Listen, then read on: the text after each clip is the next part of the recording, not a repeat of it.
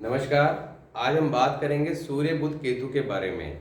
सूर्य, बुध और केतु तीनों जब कुंडली में कहीं भी एक साथ होंगे तो किस प्रकार के शुभ या अशुभ परिणाम देखने को मिलेंगे उसकी बात करेंगे, और कैसे इनको आप डिटेल में चेक कर पाएंगे अलग अलग हाउसेस के हिसाब से, उसके बारे में पूरा डिटेल में समझेंगे। अब देखिए, यहाँ पर सूर्य बुध केतु का जो कंजक्शन है, इसमें एक बात को आप ध्यान से समझिए कि आपको ग्रहों की मित्रता के बारे में पहले बताया जा चुका है, और कोई भी प्लैनेट का कंजक्शन हो, चाहे सूर्य बुध केतु का हो या किसी भी 3 प्लैनेट हो या 4 प्लैनेट हो, उन कंजक्शन को आपने चेक कैसे करना है इसको समझना जरूरी है। रटी रटाई चीज़ों को नहीं समझना है कि जो आपको बता दे एग्जैक्टली आपने उसको फॉलो कर लिया।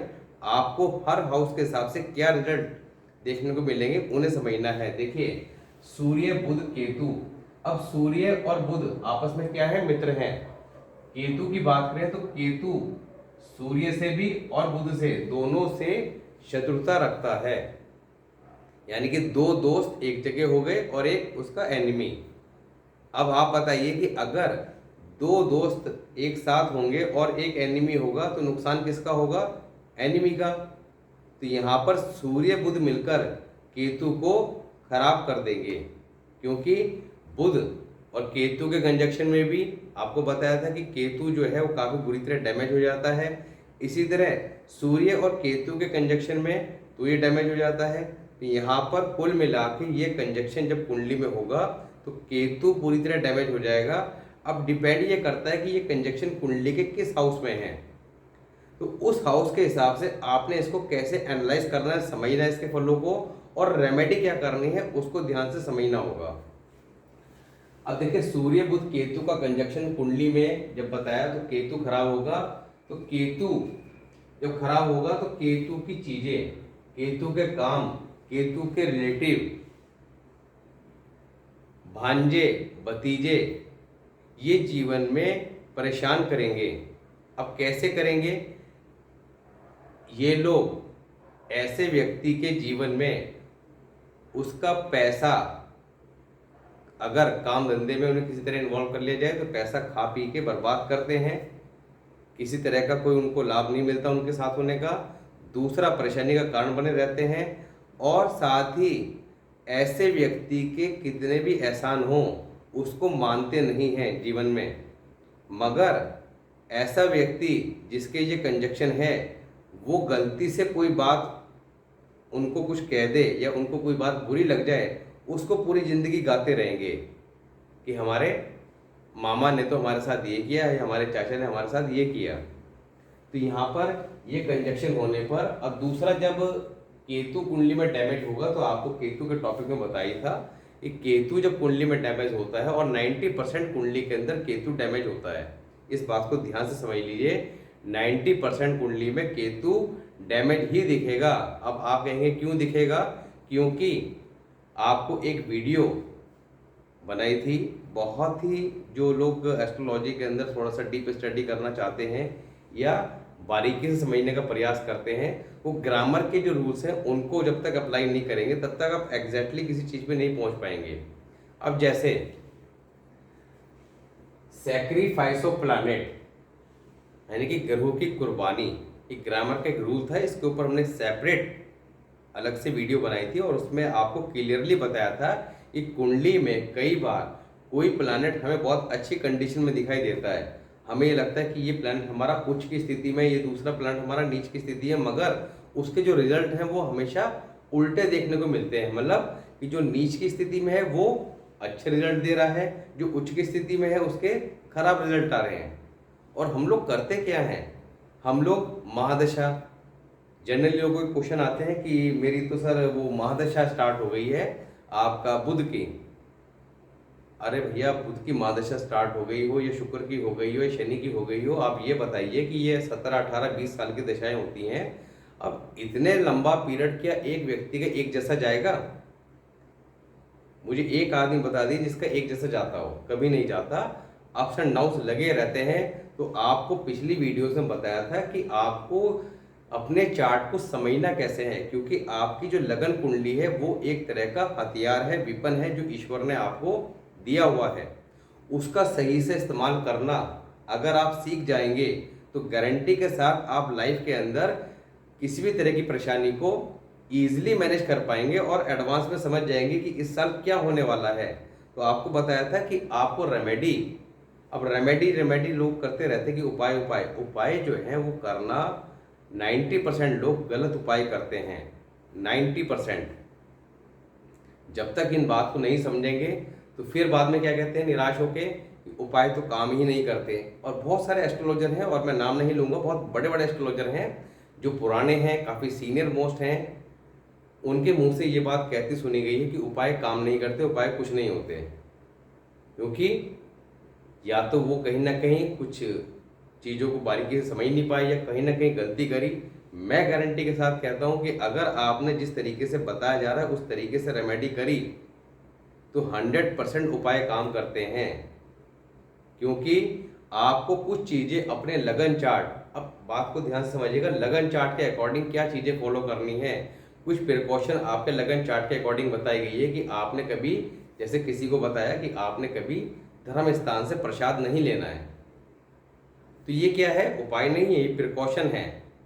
अगर नहीं लेंगे तो वो आपका जुपिटर जहाँ बैठा हुआ है, जिस बात के लिए मना कर रहा है, वो ठीक रिजल्ट देगा। मगर आपने अच्छे खासे बैठे जुपिटर को खुद ही खराब कर लिया। क्योंकि ऐसे लोग, जिन लोगों को जिस काम के लिए मना किया जाता है उनका चार्ट मना करता है, वो लोग वही काम करते दिखाई देते हैं। मैं डेली जब चार्ट स्टडी करता हूँ और लोगों से जब बात करते हैं तो उसमें जिनसे जो बात की जाती है कि आपने किसी को, साधु फकीर को रोटी नहीं देनी, अगला कहेगा मैं तो डेली यही काम करता हूँ। किसी को कहेंगे आपने मंदिर से प्रसाद नहीं लेना, मैं डेली ही काम करता हूँ, मैं तो अक्सर डेली मंदिर जाता हूँ, वहाँ से प्रसाद ग्रहण भी करता हूँ और लेके भी आता हूँ।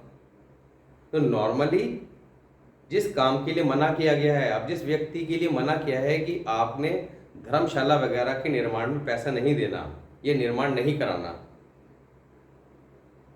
जितने लोगों की कुंडली इस बात के लिए मना करती है वो लोग इसी काम को कर चुके होते हैं। जब उनसे पूछा जाता है कि ये काम आपने कब किया, तो कहते हैं ये हमने किया था 1 साल पहले, 2 साल पहले, वट एवर, जो भी टाइम बताते हैं। अब उनसे पूछा जाता है उसके बाद क्या हुआ बता दीजिए, कि सर समस्याएं जो हैं वो हाँ तभी से आ रही हैं। तो आपने समस्याओं को खुद ही आमंत्रित कर लिया। तो केवल आपके प्लैनेट आपको क्या कह रहे हैं, किस काम को करने के लिए मना कर रहे हैं, उस बात को समझ लीजिए। नो प्लैनेट है, आप इजीली मैनेज करना सीख जाएंगे, आपको बहुत कुछ इजी लगेगा। रेमेडी, कब कौन सी चीज़ आपने मंदिर में देनी है, कब कौन सी चीज़ आपने जल प्रवाह करनी है, कब कौन सी चीज़ ज़मीन में दबानी है, तालाब में गिरनी है, ये सारा का सारा जो लॉजिक जब तक क्लियर नहीं होगा तब तक रेमेडी नहीं करनी चाहिए। क्योंकि अगर आप ये रेमेडी कर देंगे, आप इसे ऐसे समझ सकते हैं कि जब किसी व्यक्ति को बुखार होता है, कोई वायरल इन्फेक्शन होता है, तो हम लोग क्या करते हैं, डॉक्टर्स, कई लोग मेडिकल स्टोर से दवाई ले आते हैं। अब जो लोग मेडिकल स्टोर से लाते हैं वो लोग क्या करते हैं, एक एंटीबायोटिक लगा देना, एक पैरासीटामोल दे देना, कोल्ड है तो सिनेरस लगा देना, ये कॉम्बिनेशन बना के दवाई खा ली। अब बेसिकली एंटीबायोटिक जो है वो कई तरह के आते हैं, अमोक्सिलिन है, एजिथ्रोमाइसिन है और बहुत सारे हैं। अब आपने कौन सा एंटीबायोटिक कब यूज़ करना है, कितनी पावर का यूज़ करना है, कितने दिन यूज़ करना है, उसका जब तक प्रॉपर ज्ञान नहीं होगा तो यहाँ पर दवाई कई बार आपको फायदे की जगह नुकसान दे जाएगी। ऐसे समझ लीजिए कि जब डॉक्टर के पास जाते हैं, डॉक्टर क्या कहता है, आपको दवाई लिख दी है, 5 डेज खाइए, उसके बाद बताइएगा। क्योंकि डॉक्टर को पता है कि 5 दिन एंटीबायोटिक लेनी पड़ेगी तभी कंप्लीटली ये व्यक्ति ठीक हो पाएगा। तो इसी तरह रेमेडी के लिए बताते हैं कई बार कि यहाँ पर 43 डेज या आपको 8 डेज 6 डेज ये रेमेडी करनी पड़ेगी, तभी जाके आपको आराम आएगा। अब आपको इन सब चीज़ों का पता ही नहीं है कि कब 6 डेज वाली करनी है, कब 1 डे वाली करनी है। तो जब तक आधे अधूरे ज्ञान के साथ आप कोई रेमेडी परफॉर्म करेंगे तो वो कई बार जाने जाने लाभ दे सकती है, मगर 90% चांस ये है वो नुकसान दे जाएगी। तो केवल आपने इस जो विपन, मैं तो विपन ही कहता हूँ इसे, हथियार जो ईश्वर ने दिया है, इसको चलाना सीख लिया, उसके बाद तो आप ये समझ लीजिए कि आप बड़े बेफिक्र होके कहीं भी किसी तरह से अपने चार्ट को मैनेज कर सकते हैं, अपने प्लैनेट्स को, अपने आ रही परेशानियों को पहले समझ सकते हैं कि ये इस साल मेरे वर्षफल में ये प्लैनेट यहाँ पोजीशन में मूव कर रहा है और लगन चार्ट में यहाँ था, इस साल ये प्रॉब्लम क्रिएट करेगा, तो मुझे इसकी रेमेडी कब करनी है और उसका इफेक्ट कौन से मंथ में आएगा, वो वर्षफल का टॉपिक जब हम लोग लेंगे तो उसके बारे में डिटेल से बात करेंगे और आपको एग्जैक्टली एक पॉइंट क्लियर होगा। तो आप हर वीडियोस के को ध्यान से समझिए, उसके नोट्स बनाइए, क्योंकि काफ़ी डीप कॉन्सेप्ट है। एक बार में वीडियो देखने से हम चीज़ें भूल जाते हैं, नोट्स बनाने से वो चीज़ें हमारे माइंड में सेट हो जाती हैं। अब सूर्य बुध केतु का कंजक्शन जब कुंडली में होगा तो केतु कुंडली में डैमेज हो जाएगा। अब केतु के टॉपिक में आपको बताया था कि केतु किन चीज़ों का कारक है। केतु हमारे बेटे का कारक है। केतु हमारे शरीर के अंदर हमारी बोन्स यानी कि गठिया की प्रॉब्लम, पैरों में दर्द रहना, घुटनों में तकलीफ, पेशाब संबंधी रोग, सेक्सुअल जो कोई प्रॉब्लम रहती है यानी कि सेक्सुअल पार्ट से रिलेटेड कोई इशू आता है, दैट मीन्स केतु कहीं ना कहीं कुंडली के अंदर डैमेज है। बेटे की पैदाइश नहीं हो पा रही है तो केतु कहीं ना कहीं कुंडली में डैमेज है। बेटा है मगर बेटे को लेके परेशानी बनी हुई है, सक्सेस नहीं हो पा रहा है, कामयाब नहीं हो पा रहा है, या कहना नहीं मान रहा है, ये लड़ाई झगड़ा कर रहा है, यानी कुंडली में केतु डैमेज है। अब उससे लड़ने झगड़ने से अच्छा है अपने चार्ट को ध्यान से समझ कर रेमेडी कर लीजिए, सब चीजें ऑटोमेटिकली ठीक हो जाएंगी। अब अगर ये कुंडली में जैसे फर्स्ट, अब इस कंजक्शन को आपने समझना कैसे डिटेल में कैसे समझना है। अब सपोज कीजिए कुंडली के फर्स्ट हाउस में है तो फर्स्ट हाउस में आपको ये पता है कि ये कंजक्शन कुंडली के 12 हाउसेस में कहीं भी होगा।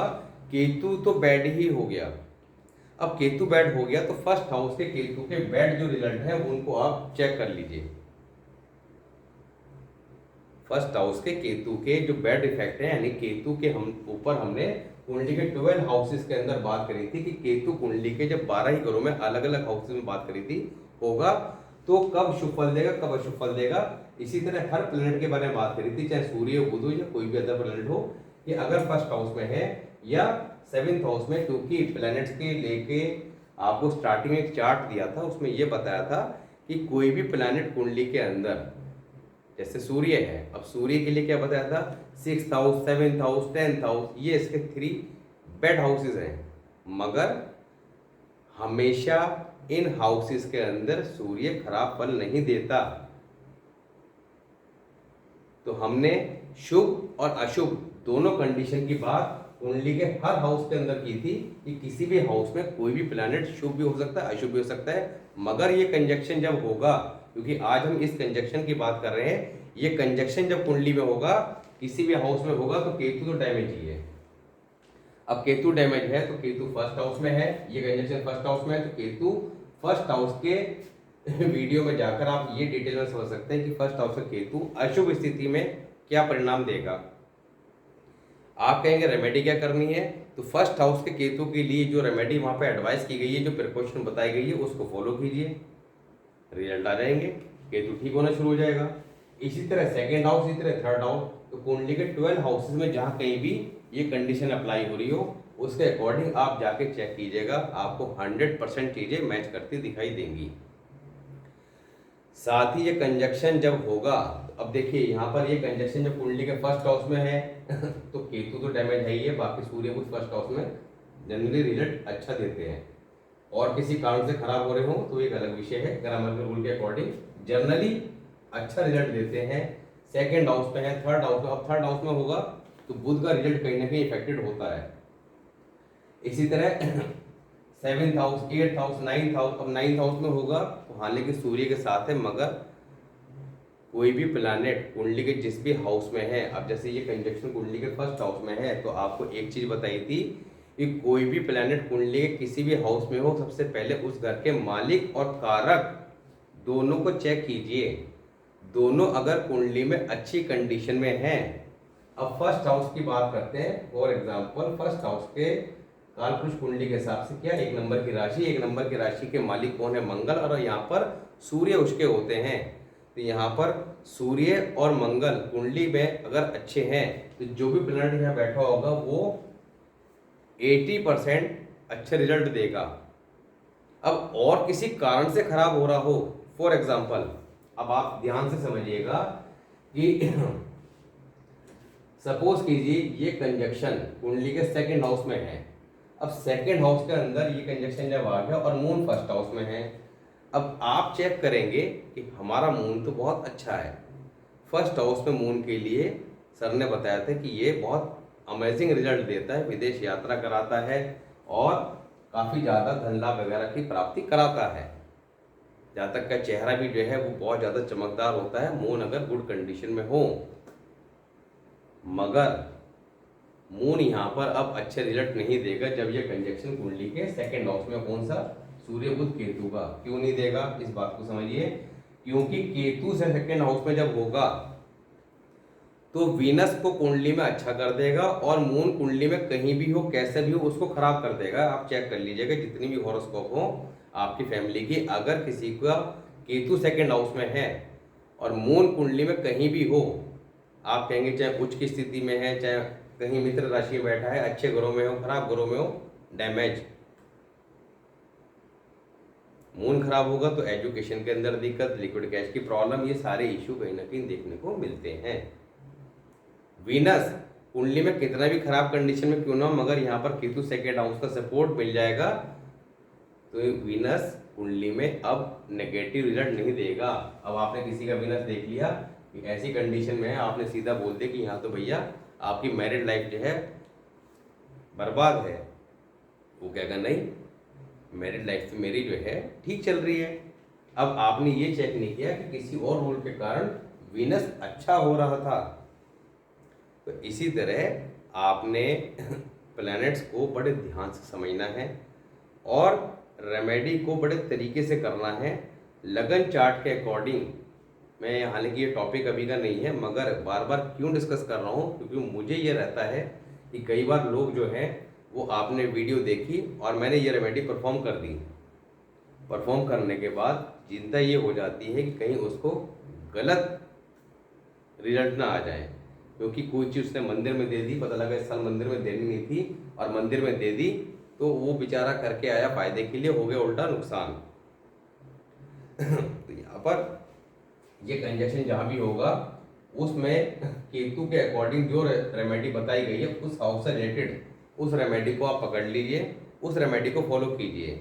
अब कौन सी जनरल रेमेडी है जो आप कर सकते हैं, जैसे कहीं आपको बताया कि चांदी के छल्ले पैरों के अंगूठों में पहन लीजिए, उसके लिए वर्ष फल को चेक करने की आवश्यकता नहीं है। आपको कोई छल्ला, अंगूठी इत्यादि, कड़ा इत्यादि बताया गया है, गले में चैन इत्यादि बताई गई है, ये रेमेडी परफॉर्म कर सकते हैं।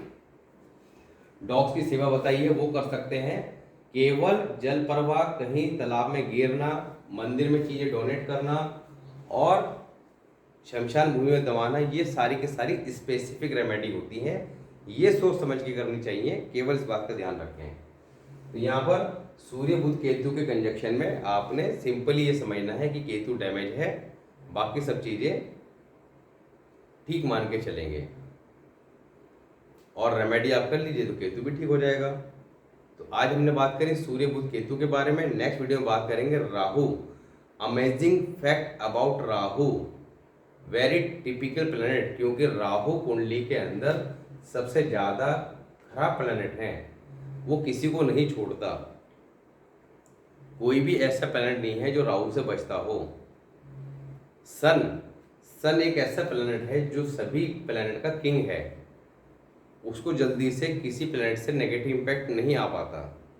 दूसरा, अगर कोई शत्रु ग्रह है तो वो जरूर डैमेज हो जाता है, मगर राहु जब आ जाता है तो ये सूर्य को भी परेशान कर देता है, उसको भी ग्रहण लगा देता है। ये एक ऐसा प्लैनेट है कि जो किंग तक को नहीं छोड़ता, चाहे जुपिटर हो या किंग हो, कोई भी हो।